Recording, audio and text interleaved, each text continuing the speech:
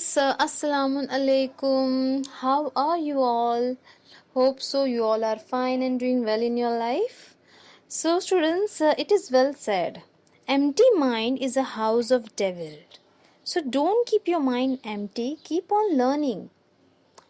खाली दिमाग शैतान का होता है, so don't do that. Learn करते रहो, okay? So today I am taking one poem from class 12, that is Once Upon a Time by Gabriel Okara. So let's see about author Gabriel Okara. He was born in Nigeria on 21st April 1921 and died on 25th March 2019. Okay? He was a Nigerian poet and a novelist. He has been extremely successful in showing up mood, sight, and sound of African in his writing. Okara shows concern. Okara क्या थे? बहुत ही concern थे on the topic of what happens when the ancient culture of Africa is faced modern Western culture. Means यहाँ पर ओकारा काफ़ी फिक्र कर रहे थे कि किस तरीके से एंशियंट कल्चर ऑफ अफ्रीका अब चेंज हो रहा था इनटू मॉडर्न वेस्टर्न कल्चर, यानी यहाँ लोग क्या हो रहे थे, बदल रहे थे, चेंज हो रहे थे.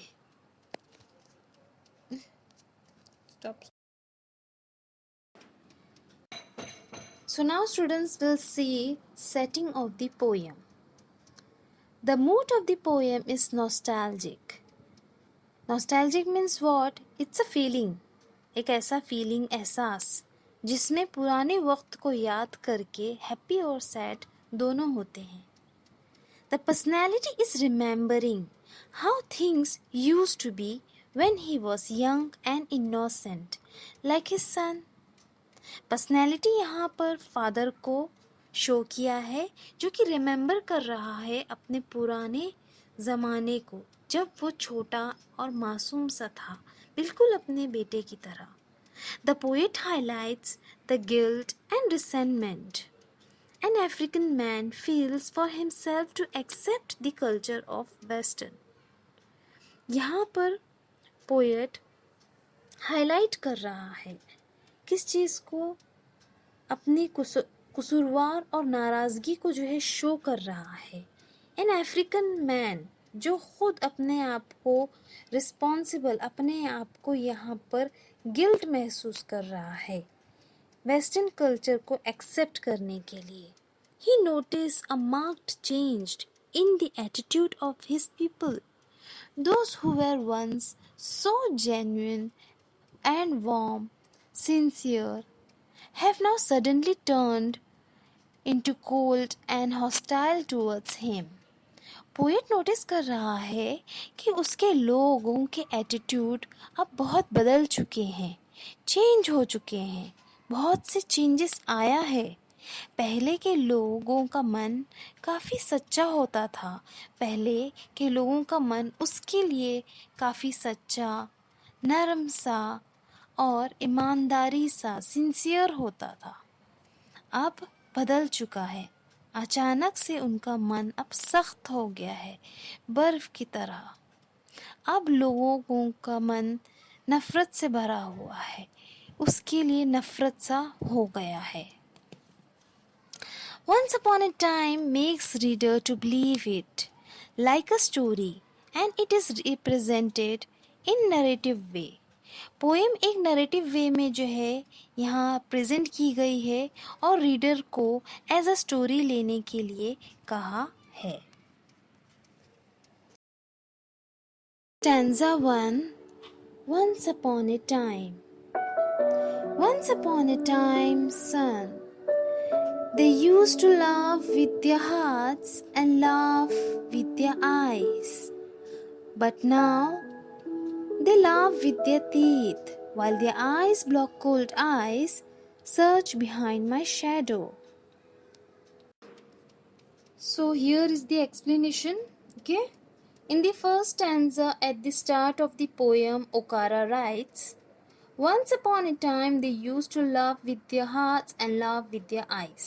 Means मतलब एक ज़माना था बेटा, लोग अपने दिलों से हंसते थे और आँखों से मुस्कुराते थे.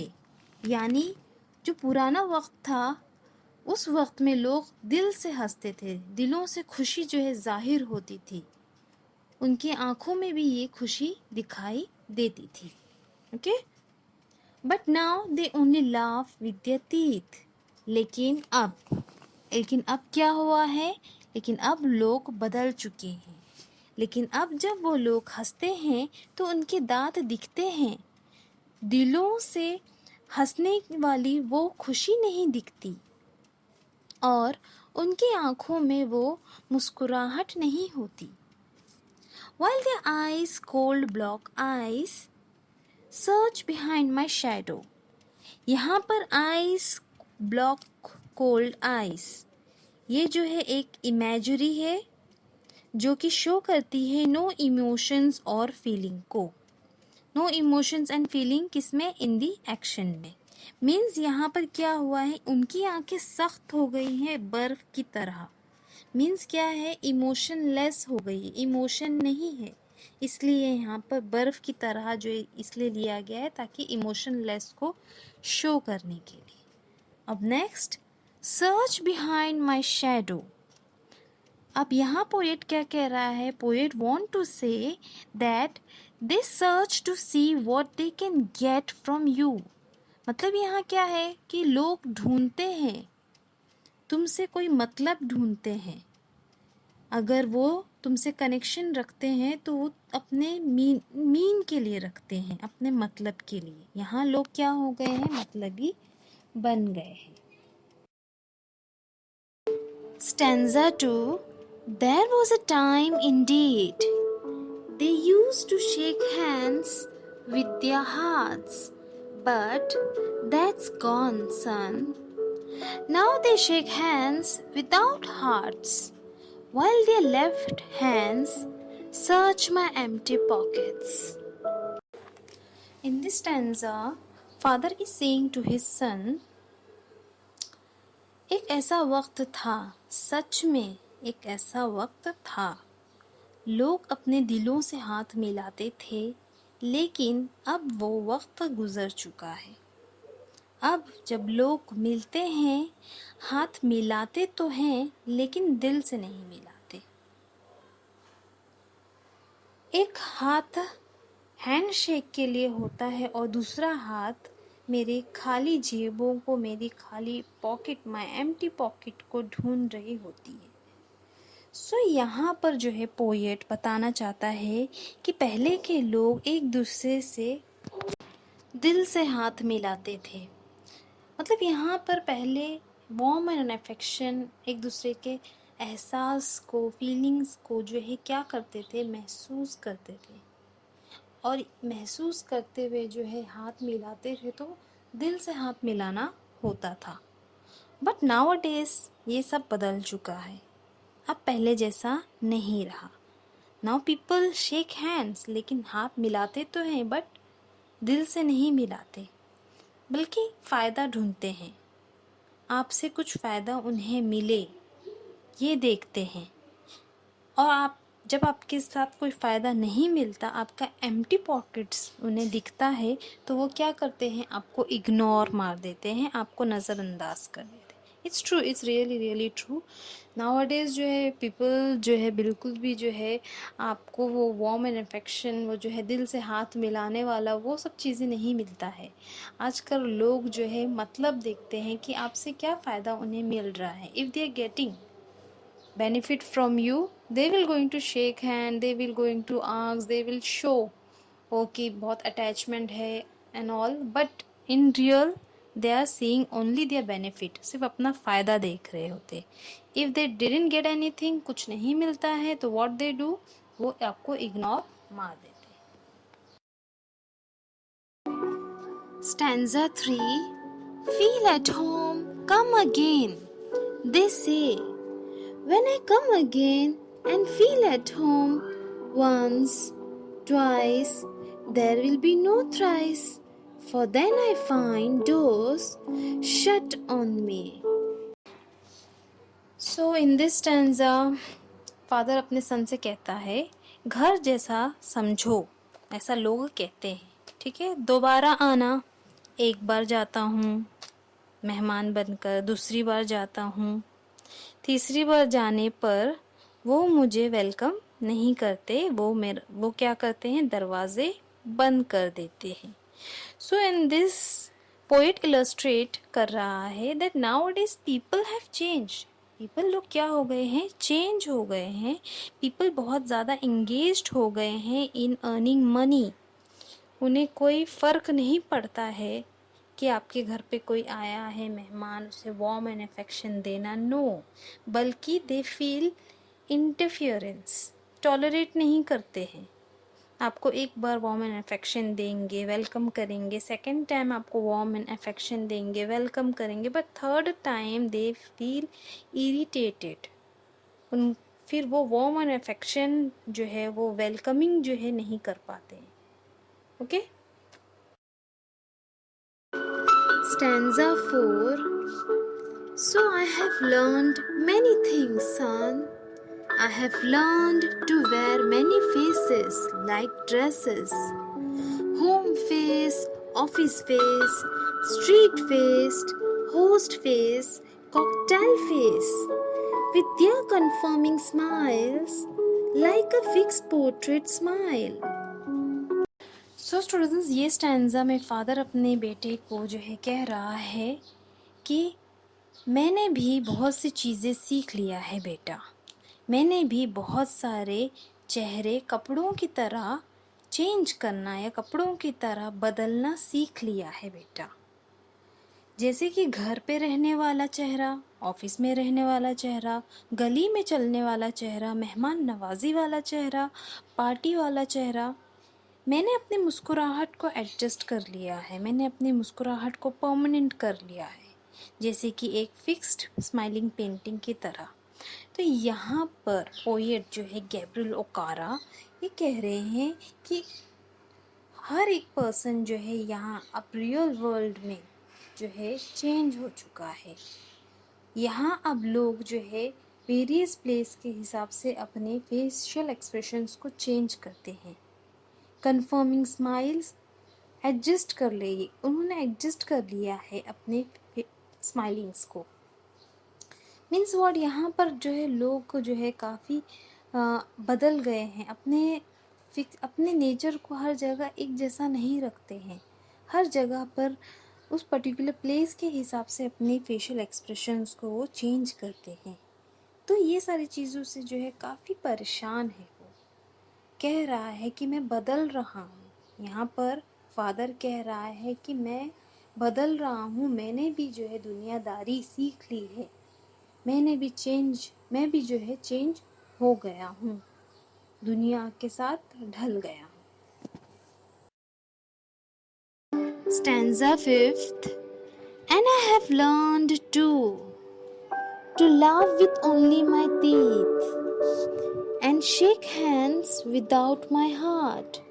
I have also learned to say goodbye when I mean good riddance, to say glad to meet you without being glad, and to say it's been nice talking to you after being bored.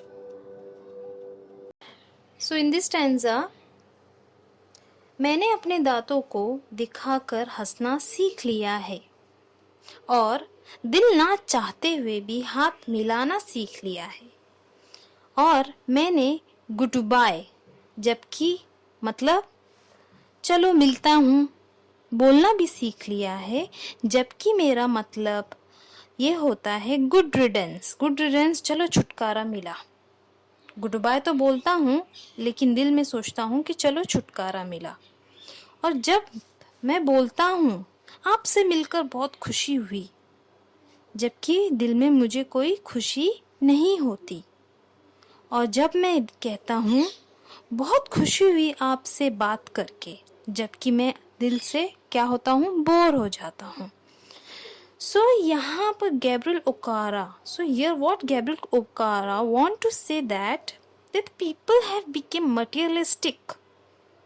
दिखावा करती है, लोग अब दिखावे वाले हो गए हैं, मटेरियलिस्टिक हो गए हैं, दिल में कुछ और होता है और दिखाते कुछ और है. In sense poet is saying that he has learned to wear two faces. दो चेहरे पहनना वो सीख गया है. Showing something else and inside there is something else. Okay. Stanza 6. But believe me, son, I want to be what I used to be when I was like you. I want to unlearn all these muting things. Most of all, I want to relearn how to laugh, for my laugh in the mirror shows only my teeth like a snake's bare fangs. So in this, father is saying to his son, लेकिन मेरा भरोसा करो बेटा, मैं वो होना चाहता हूँ जो हुआ करता था जब मैं तुम्हारे जैसा छोटा था. मैं अनलर्न मतलब भुला देना चाहता हूँ ये सारी म्यूटिंग थिंग्स मतलब बेजान वाली, जिसमें कोई आवाज़ नहीं, कोई खुशी नहीं. इन सारी चीज़ों को मैं क्या करना चाहता हूँ, भुला देना चाहता हूँ. सबसे ख़ास बात यह है कि मैं फिर से उन सारी चीज़ों को सीखना चाहता हूँ जो कि मैं भुला चुका हूँ, रीलर्न करना चाहता हूँ, ताकि मैं दिल से हंसूँ, रियल रहूँ. और अब जब मैं देखता हूँ खुद को आईने में तो मुझे मेरे दांत एक बैर फैंग्स मतलब जहरीले सांप के दांत की तरह दिखाई देते हैं, दिखाई पड़ते हैं. सो यहाँ पर फादर कह रहा है अपने बेटे से कि वो चेंज होना चाहता है, वो रियल पर्सन जैसे छोटे में था, इनोसेंट सा, मासूम सा, रियलिस्टिक, रियल रियलिटी में रहने वाला, खुश रहने वाला, सिंसियर, तो वैसा जो है वो फिर से बनना चाहता है. और ये जो मटेरियलिस्टिक चीज़ें हैं, मतलबी है, ये होना, टू फेसेस रखना, ये सारी चीज़ों को क्या करना चाहता है, वो भुला देना चाहता है. और उसे जो है बिल्कुल पसंद नहीं आ रहा है उसका इस तरीके से आईने में जब देखता है खुद को और हंसता है तो उसे ऐसा लगता है कि उसके जहरीले दांत है. मीन्स खुद को वो पसंद नहीं कर रहा है. ऐसा मीन्स वर्ड यहाँ पर ये जो क्वालिटीज़ उसमें अब आ गई है, गुड क्वालिटीज़ जो बैड क्वालिटीज़ में कन्वर्ट हो गई है, एक डेविल क्वालिटीज़ है जो ये अच्छी क्वालिटीज़ नहीं है. एक बैड पर्सन की क्वालिटीज़ उससे पसंद नहीं आ रही और उसे ये बैर फैंग्स जैसा, एक जहरीले सांप के दांत के जैसा क्या लग रहा है, दिख रहा है. Stanza 7. So show me, son, how to laugh. Show me how I used to laugh and smile.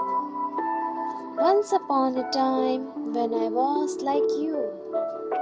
Lastly, in the last line, father says to his son or asks to his son, मुझे फिर से वो हंसना, वो मासूम होना, वो दिल से खुश होना, वो दिल से बात करना, वो दिल से हाथ मिलाना, वो दिल से महसूस करना, बताओ मुझे, शो मी, बताओ मेरे बेटे, वो सारी चीज़ें मुझे फिर से बताओ, मुझे सिखाओ.